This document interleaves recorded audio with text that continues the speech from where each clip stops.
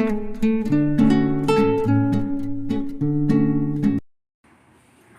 morning friends, welcome to my channel. I hope all of you are well. So আজকে আমি রান্না করছি পালং শাকের তরকারি। বাজার থেকে আমি দুটো টাটকা টাটকা পালং শাক কিনে এনেছি। দুটো টাটকা টাটকা বেশ ছনছনে পালং শাক কিনে এনেছি। এই পালং শাক দিয়ে চিংড়ি মাছ দিয়ে আলু বেগুন দিয়ে আর আমার ঘরে শিম আছে, এই শিম দিয়ে একটা ঘন্ট তৈরি করব। সেই ঘন্টটা আশা করি তোমরা সবাই জানো, না জানার কেউ নেই, প্রতিটা বাঙালি ঘরে এই ঘন্টটা তৈরিই হয়। তো আজকে আমি যেহেতু এই ঘন্টটা পালং শাকের ঘন্টটা তৈরি করব, তো আমি তাই জন্য তোমাদের সঙ্গে একটু শেয়ার করে নিচ্ছি। তো পালং শাকের আগে আমি কোনো রেসিপি, পালং শাকের কোনো রেসিপি এর আগে আমার চ্যানেলে আমি দেখাইনি।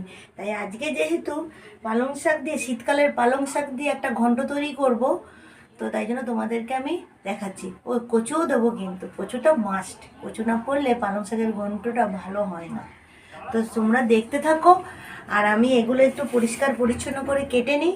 কেটে নেওয়ার পর আরেকবার তোমাদেরকে আমি দেখিয়ে দেবো আমি পালং শাকের ঘন্টে কি কি সবজি দিচ্ছি। আর তোমরা আমার সঙ্গে থেকো।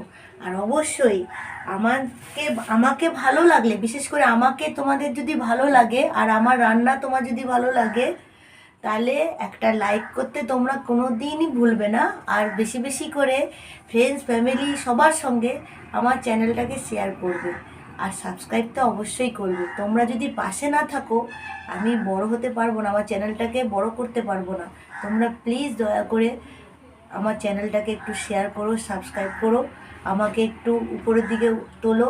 উপরের দিকে তোলা মানে একদম উপরের আকাশের দিকে তুলে দিও না, আমি এখন পটল তুলতে চাই না। আমার চ্যানেলটাকে উপরে তোলো, বাড়িয়ে দাও। আমার ফ্রেন্ডস ফ্যামিলি যেন আরও বেড়ে যায় আমার চ্যানেলে। এটা আমার তরফ থেকে তোমাদের কাছে রিকোয়েস্ট। চলো এবার দেখতে থাকো। আমি এগুলো সব পরিষ্কার পরিচ্ছন্ন করে কেটে নিয়ে তোমাদেরকে আবার দেখাচ্ছি। দেখুন ফ্রেন্ডস, আমি পালং শাকের ঘন্ট বানানোর জন্য আপনাদেরকে আমি বলেছি কেটে পরিষ্কার করে আবার আপনাদের দেখাবো। এখানে পালং শাক কেটে আমি ধুয়ে রেখেছি। এখানে আমি বেগুন কেটে রেখেছি, শিম কেটে রেখেছি, কচু কেটে রেখেছি, এই যে কচু কেটে রেখেছি, আর আলুও কেটে দিয়েছি। এখানে আমি 4 রকমের সবজি কেটে রেখেছি। আর পালং শাকে মশলা দেওয়ার জন্য আমি পেঁয়াজ কুচি করে রেখেছি, টমেটো কুচি করে রেখেছি, কাঁচা লঙ্কা চিড়ে রেখেছি, আর আদা গোটা রেখেছি, এটা গ্রেট করে আমি দেব। আর এখানে আমি পালং শাকে চিংড়ি দেবো বলে চিংড়ি কেটে লবণ হলুদ মাখিয়ে রেখেছি। এবার আমি রান্নাটা শুরু করি। ওইদিকে আমি কড়াই গরম করতে বসিয়ে দিয়েছি। এবার কড়াই গরম হয়ে গেছে, আমি কড়াইতে সর্ষের তেল দেব। আমি সর্ষের তেলে রান্নাটা করব। কড়াইটা আমার গরম হয়ে গেছে, এবার আমি সর্ষের তেল দিয়ে দিচ্ছি।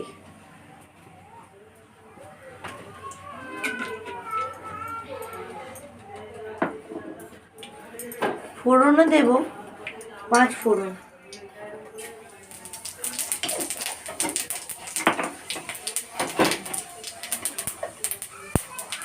আর দেব গোটা শুকনো লঙ্কা, একটু ফাটিয়ে দিয়ে দিচ্ছি।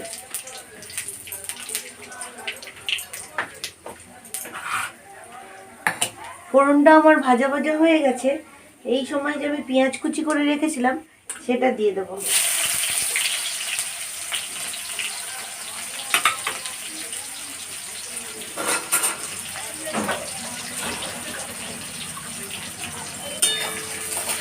তারপর ভালো করে নাড়বো।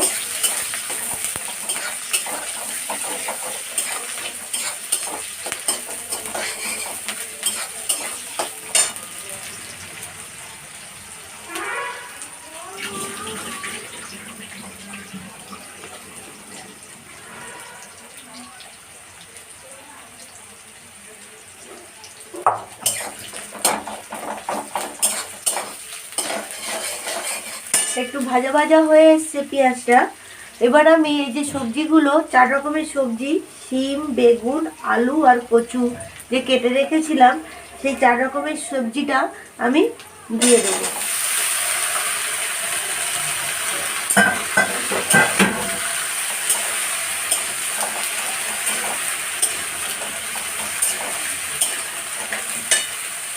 এই সবজির মধ্যে আমি সামান্য পরিমাণে একটু লবণ দেব।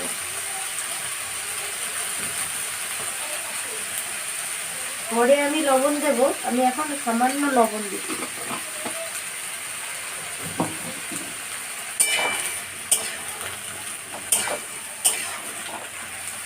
আর এর মধ্যে আমি যে কাঁচা লঙ্কা আর টমেটো কেটে রেখেছি, এখন আমি সেটাও দিয়ে দেবো।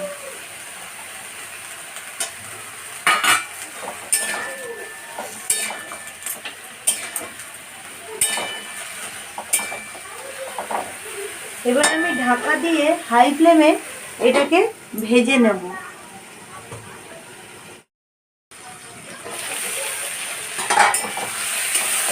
আমার এটা অনেকটাই ভাজা ভাজা হয়ে এসছে। এই সময় আমি যে হলুদ আর লবণ মাখানো চিংড়ি মাছ মাখিয়ে রেখেছিলাম সেটা দিয়ে দেবো।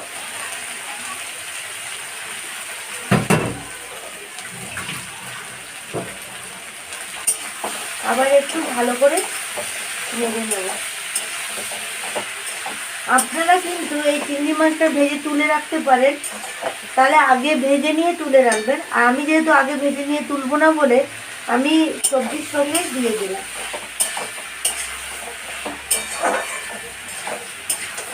তারপর আমি এখানে আদাটা গ্রেট করে রেখেছি, এইটা দিয়ে দেবো।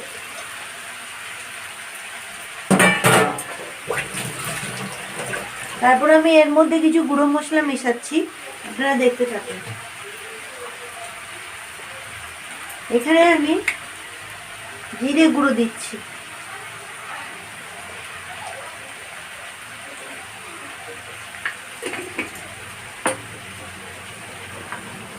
কাঁচা লঙ্কা তো দেওয়াই আছে, তবুও আমি একটু শুকনো লঙ্কা দিচ্ছি অল্প করে।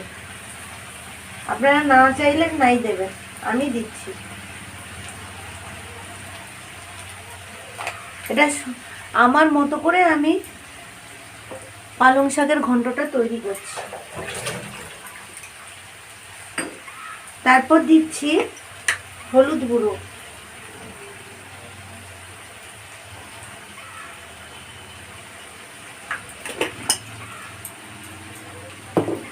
তারপর আমি দিচ্ছি লবণ। লবণ কিন্তু আমি দুবার দিচ্ছি, প্রথমে অল্প করে দিয়েছিলাম, এখন পরিমাণ মতো দিয়ে দিচ্ছি। আর আমি লবণ ইউজ করব না। এবার আমি ভালো করে নেড়ে নিচ্ছি। এখানে কিন্তু আমি জল ইউজ করছি না, কারণটা আপনাদেরকে আমি বলছি। এবার দেখুন, এখানে যে আমি পালং শাকটা ধুয়ে রেখেছিলাম কেটে, সেটা আমি এবার এখানে দিয়ে দেবো।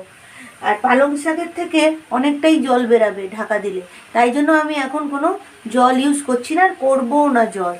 এই পালং শাকের জলেই এই আমার তরকারিটা ঘন্টটা তৈরি হবে।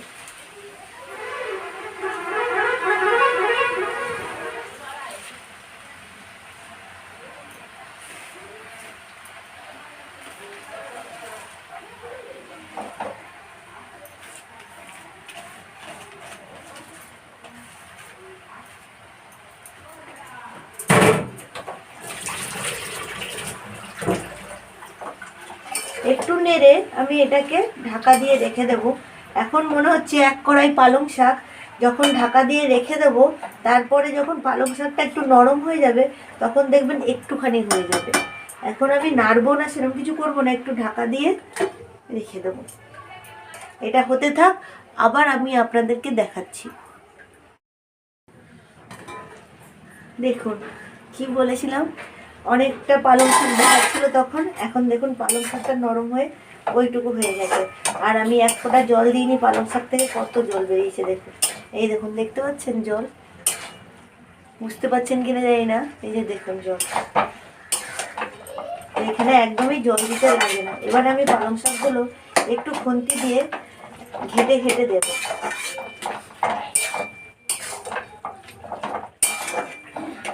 এই পালং শাকের ঘন্টটা একটু মিষ্টি মিষ্টি হয়, তাই জন্য আমি হালকা এখানে চিনি দেবো।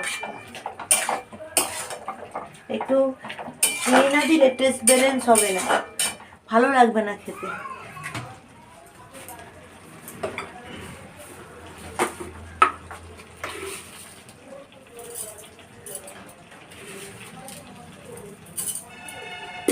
আমার কথাটা আপনাদের একটু নাকে নাকে শোনাবে, কারণ আমার ঠান্ডা লেগেছে, তাই একটু নাকে নাকে শোনাচ্ছে, একটু অ্যাডজাস্ট করে নেবেন।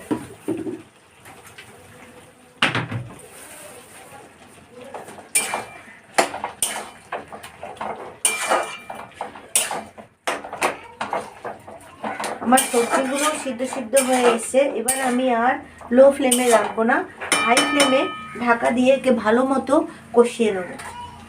আর জলও দেব না, এর জলেই ভালো করে কষানো হয়ে যাবে। আবার ঢাকা দিয়ে আমি হাই ফ্লেমে একে তৈরি করে নেবো ভালো করে কষিয়ে। তো যখন হয়ে যাবে আমি আবার ঢাকা তুলে আপনাদেরকে দেখাচ্ছি।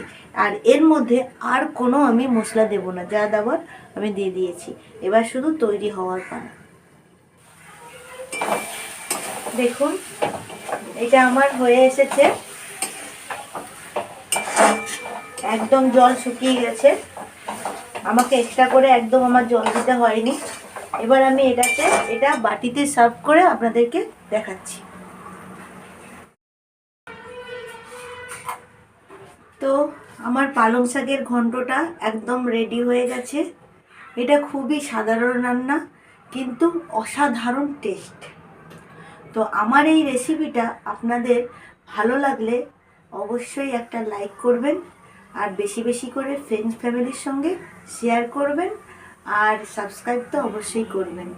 আর আমার মতো করে একদিন এই পালং শাকের ঘন্ট রেঁধে খেয়ে কমেন্ট সেকশানে জানাবেন খেতে কেমন হয়েছে। এখনের মতো টাটা, বাই বাই, সবাই ভালো থাকবেন।